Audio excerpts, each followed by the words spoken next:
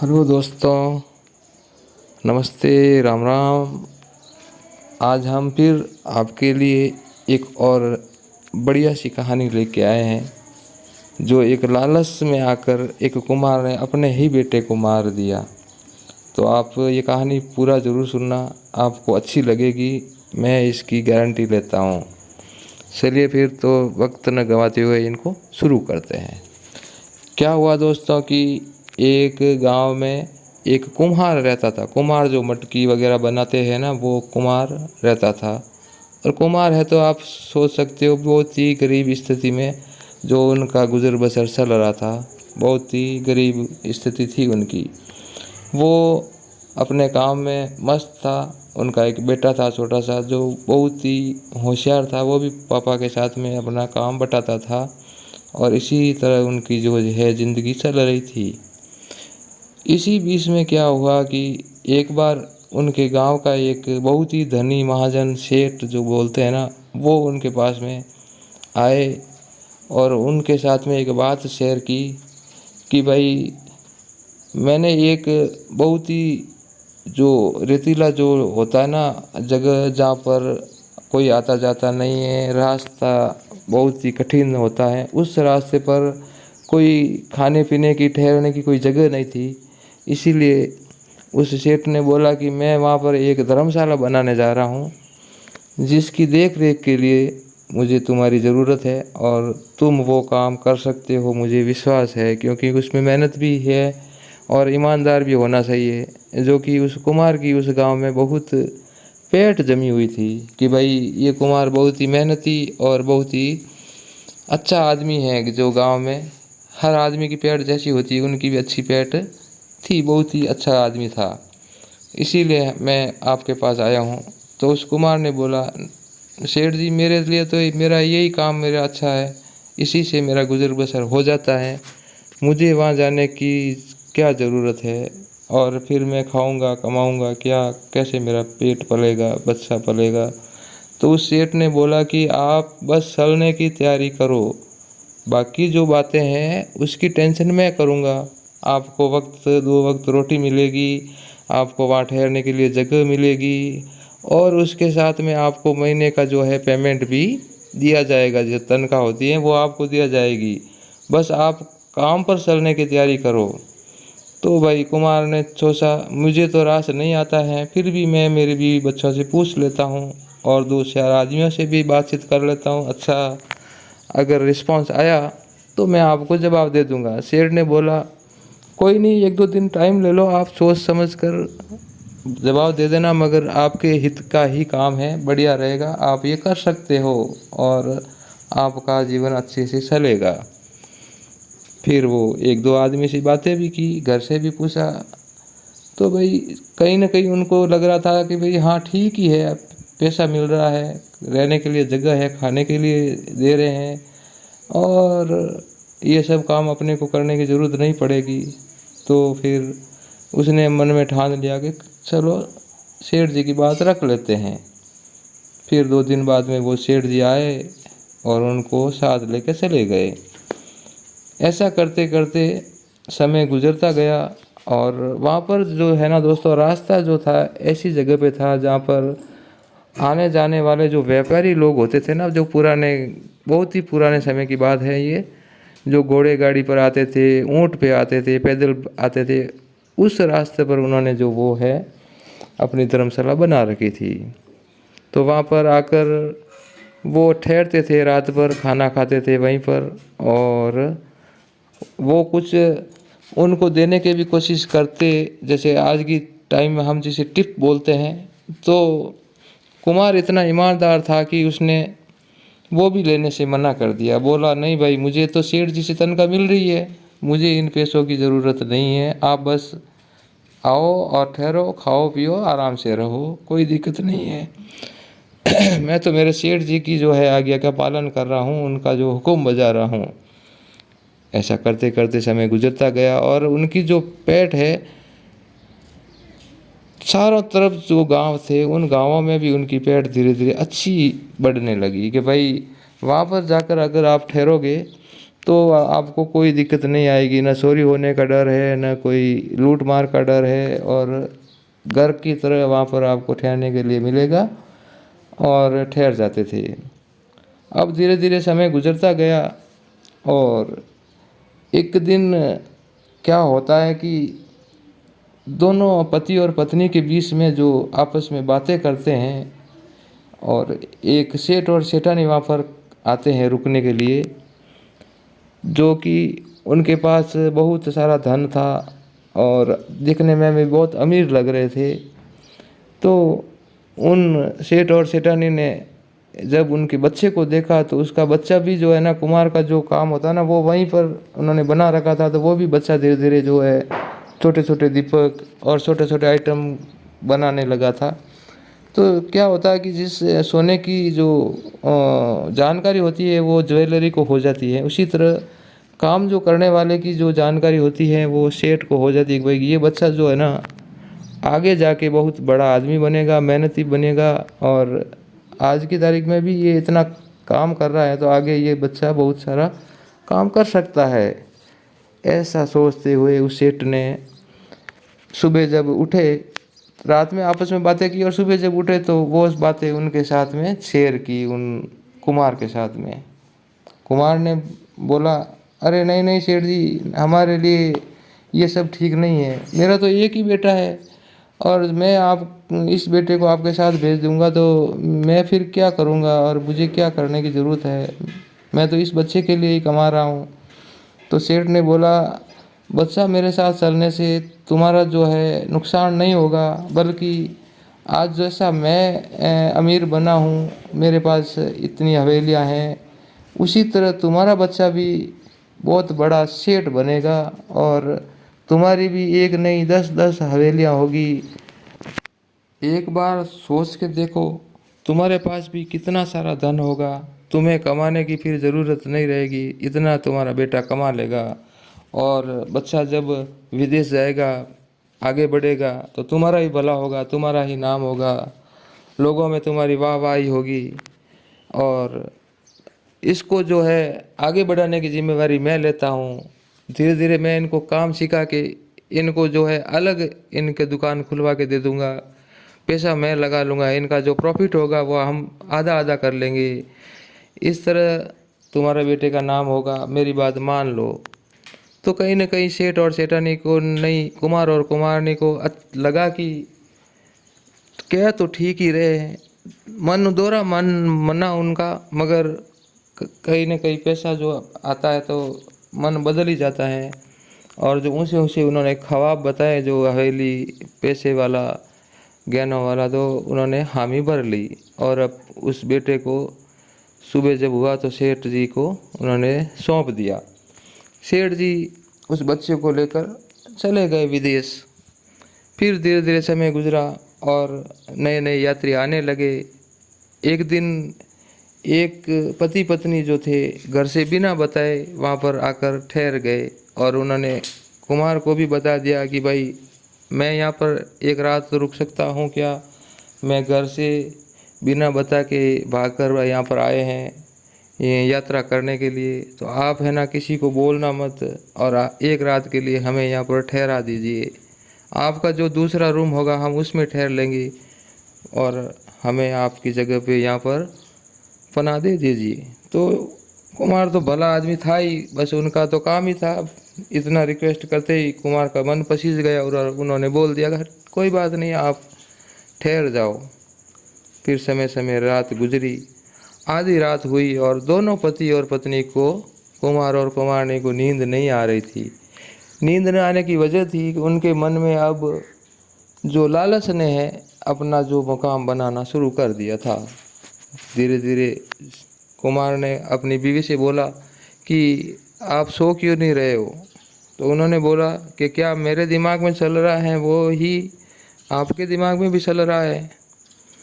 तो उन्होंने बोला कि हाँ, जैसा आप सोच रहे हो मैं भी वैसा ही सोच रहा हूँ। क्यों न हम इन पति पत्नी जो इनके पास गहने सारे हैं, घर से बिना बताए हुए यहाँ पर आया है, किसी को पता भी नहीं चलेगा, हम इनको रात को मारकर इनका जो गहना है, पैसा है, सब ले लेंगे और इनको कहीं दफना देंगे, किसी को पता नहीं चलेगा। और वो जो पैसा होगा हमारे बच्चे के और काम आएगा, तो और दुकानें होगी। और इस तरह से उनका जो मन बदल गया था और लालच ने पूरा उनके ऊपर अपना दबाव बना लिया था। फिर धीरे धीरे दोनों ने अपने जो पत्नी से बोला कि फिर मुझे दो लाकर, जो मैं उसको काम तमाम कर सकूं। फिर रात होते ही अंधेरे के फ़ायदा उठाकर वो वहाँ पर गया और उस कुम्हार को, नहीं, उस जो आए हुए थे यात्री, उनको मारकर उनका सारा पैसा गहना ले लिया और उनको कहीं दूर रेती में जाकर दफना दिया। और फिर दूसरा दिन हुआ, धीरे धीरे और आने लगे। इस तरह से उनका जो लालच है वो बढ़ने लगा। अब उनका जो काम है रोज़ का हो गया था। वो कोई भी ऐसा आदमी आता जो बिना बताए हुए या जिसकी जानकारी किसी को नहीं थे, वो उनको मार देते और उनका पैसा ले लेते और उनको कहीं दफना देते। इस तरह से करके उन्होंने बहुत सारा धन इकट्ठा कर लिया था। समय गुजरता गया, धीरे धीरे लालच भी बढ़ता गया, पैसे भी बढ़ते गए। फिर एक बार वहाँ पर एक और सेठ और सेठानी वहाँ पर आकर रुके। तो वो सेठ और सेठानी ने बोला कि भाई हमारे पीछे जो है यहाँ के गुंडे जो है लग गए हैं और मुझे यहाँ पर लगता है कि यहाँ पर मुझे कोई दिक्कत नहीं है। मैंने आपके इस धर्मशाला की बहुत सारी अच्छी बातें सुनी है, आपका नाम सुना है मैंने, तो हमें एक रात के लिए पनाह दे दीजिए, नहीं तो बाहर मुझे गुंडे जो पीछे पड़े हैं वो हमें मार देंगे। करते करते उन्होंने पनाह दे दी और उनका जो लालच था वो फिर जागृत हो गया कि ये भी गुंडे पीछे पड़े हुए थे, क्यों न अपन ही मार देते हैं इसको, और लोग सोचेंगे कि गुंडों ने मार दिया होगा, और चले गए। फिर उनका पीछा करते करते वहाँ पर गुंडे भी आ धमके और गुंडों ने आवाज़ लगाई, अरे भाई अंदर है क्या कुम्हार? तो फिर उसने बोला हाँ। तो भाई क्या यहाँ तुम्हारे धर्मशाला में यात्री आए हुए हैं यहाँ पर एक दो? तो उन्होंने बताया कि नहीं, यहाँ पर तो कोई नहीं आया है।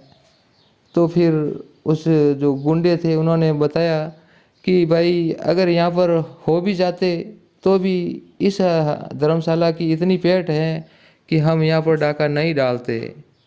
हमारा गुंडों का भी कुछ रिवाज होते हैं, कुछ उसूल होते हैं। अच्छे आदमी की जो होते हैं वहाँ पर हम बुरा काम नहीं करते हैं। चलो हम वापिस चलते हैं। और उनकी दिल्ली से वापस गुंडे लौट गए, जबकि सेठ और सेठानी वहाँ पर थे।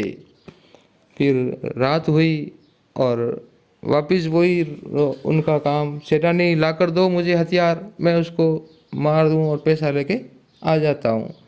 क्या कि दोनों का जो ठहरने का अलग अलग ठिकाना था। कुमार जो रहता था वह बाहर एक झोपड़ी में रहता था, और जो वो हवेली जो बनी हुई थी वो आने वाले यात्रियों के लिए बनी हुई थी। फिर भाई उसको भी मार दिया उन्होंने और उनका भी सारा पैसा ले लिया, और चलते चलते और दिन निकलने गए। अब समय आ गया वो जब उनको खबर लगी कि हाँ भाई तुम्हारा बेटा अब 1 या 2 रोज़ में घर आने वाला है। तो अब वो अपनी खुशी में इतना मगन थे पति पत्नी कि अब जितना हो सकता है 1 या 2 दिन में जितना कर सकते हो कर दो। अब बेटा आने के बाद में नहीं तो हम कर पाएंगे और नहीं हमको करने की ज़रूरत है। और बेटे और मिल के अलग दुनिया बसाएंगे, खाएंगे पिएंगे और मज़ा करेंगे। इस तरह से चल रहा था उनकी लाइफ। फिर एक दिन एक और सेठ अकेला अनजान आदमी वहाँ पर आता है और उनको बताता है कि क्या मैं यहाँ पर एक रात ठहर सकता हूँ? मेरे पास बहुत सारा धन है जो कि मुझे इस गुंडों को वजह से मैं कहीं और नहीं ठहर सकता, और यहाँ की पेट बहुत अच्छी है, आप यहाँ पर मुझे ठहरा सकते हो? तो भाई वो जवान आदमी बहुत खूबसूरत था, उन्होंने मन मान लिया उनका, चलो कोई बात नहीं ठहर जाओ। अब उनका जो लालच था वो तो उन घर कर ही चुका था, तो वो तो उनकी टाइम की फिक्र में थे कि कब शाम हो जाए और कब इनका काम तमाम कर दे। दरअसल क्या हुआ कि जो वो यात्री जो आया हुआ था वो उन्हीं का ही बेटा था, मगर कुमार को पता नहीं था, क्योंकि जब वो वहाँ से गया तब बहुत ही छोटा था और अभी तो जवान होके आया था। तो सारा जो वेशभूषा बदल गई थी, विदेश से आया था, कुमार को भी पता नहीं चला। और वो कुमार के पास में आकर खाना खाता, उनके इर्द गिर्द रहता, मुस्कुराता, मगर किसान को तो भाई नहीं, कुमार को तो कुछ पता ही नहीं चल रहा था। वो तो बस अपनी मगन में कब शाम हो जाए और कब मैं इसका काम तमाम कर दूं। करते करते बहुत मौका दिया उस बेटे ने कि भाई मेरा पापा और मम्मी मुझे पहचान ले, मगर उनका जो नज़रिया था उनको पहचान नहीं पाया। शाम हो गई और शाम होते ही पत्नी से बोला कि भाई लाकर दो मुझे मेरा हथियार, मैं जाता हूँ काम तमाम करता हूँ। तो उस दिन उस पत्नी ने कहा कि हमने बहुत सारा धन इकट्ठा कर लिया है, हमारा बच्चा भी घर आने वाला है, और ये मुझे काम भी अच्छा नहीं लगता, लोगों को मारना, लूटना, पैसा लेना। क्यों न आज से हम ये सब बंद कर लें और आगे नई ज़िंदगी शुरू कर लें। तो जो लालच था वो करने के लिए तैयार नहीं था। कुमार ने बोला, तुम कहती हो तो तुम्हारी बात मान लेता हूँ, मगर सिर्फ आज के लिए ही हम ये काम कर लेते हैं, लास्ट उसके बाद में कभी हम ऐसा काम नहीं करेंगे, तब हमारा बच्चा आ जाएगा। आज बस मुझे मना मत करो, जल्दी से तुम मुझे दो तो मैं फटाक से काम करके आकर उसको और भी दफनाना है, काम करना है। भाई लालच घर कर चुका था। कुमार अपना हथियार लेके गया और अपने ही बेटे को मार दिया। कहानी बड़ी विचित्र है दोस्तों, इसमें अच्छी बातें भी छुपी हुई हैं, आप गौर करना। कुमार ने बच्चे को मार दिया, अपने रोजाना की तरह दफना भी दिया, सो गए। सुबह का इंतज़ार किया, सुबह हुई, 10-11 बजे का टाइम था। तो दूर से एक औरत दौड़ती हुई आई, रोते बिलखलाते हुए, नहीं दोस्तों, खुशी से दौड़ती हुई आई और उनसे पूछा कि अरे पापा, मम्मी पापा, क्या वो यहाँ पर आए हैं? तो वो औरत जो थी उसके बच्चे की बीवी थी, जो पहले उनका विवाह हो चुका था छोटी उम्र में, जैसा कि गांव में होता है। उसके पास आते ही पहचान लिया था उस पति और पत्नी ने। तो बोला कि हाँ, हमने भी सुना है आने वाला है, मगर अभी घर आया नहीं है, आएगा तो हम तुम्हें बता देंगे। क्या बात करते हो पापा, ऐसा हो ही नहीं सकता, वो तो घर आ गए हैं, कल जो रात है वो हमारे साथ ठहरे थे और आज उन्होंने बोला था कि मैं मम्मी और पापा के पास जाऊंगा और उनको जो सरप्राइज़ करूंगा, उनको बताऊंगा नहीं कि मैं आपका बेटा हूं, और यहाँ पर आने के लिए मुझे बोल के निकल गए और वो यहीं पर आए हैं। तो फिर कुमार और कुमारनी को वो जो रात का दृश्य था पूरा पूरा उनके सामने आ गया और मन ही मन उन्होंने अपना जो है माथा पीट लिया। अब किसी को बताएं तो क्या बताएं, करें तो क्या करें। लालच जो था, जिसके लिए किया था, उसी को अपने ही हाथों से मार दिया। तो फिर वो दोनों उनकी जो बहू के सामने ही घर के अंदर गए, उसी हवेली में जहाँ पर उनको मारा गया था। दोनों ने वहाँ पर जाकर एक दूसरे का गला काट दिया। बहुत ही खराब स्थिति में हो गई। वो जो उनकी बहू थी घर चली गई, बाहर जो खून के फुहारे आने लगे दरवाजे के वो अंदर से, और पूरा जो माहौल है एक तरह से ख़राब हो गया था। तो दोस्तों, ये कहानी जो थी पूरी यहीं पर समाप्त होती है। और एक सलाह और एक शिक्षा भी हमें देकर चली जाती है कि आदमी को अपना जो लालच है वो नहीं करना चाहिए। जो अपने पास है, जितना है, उसी में खुश रहिए।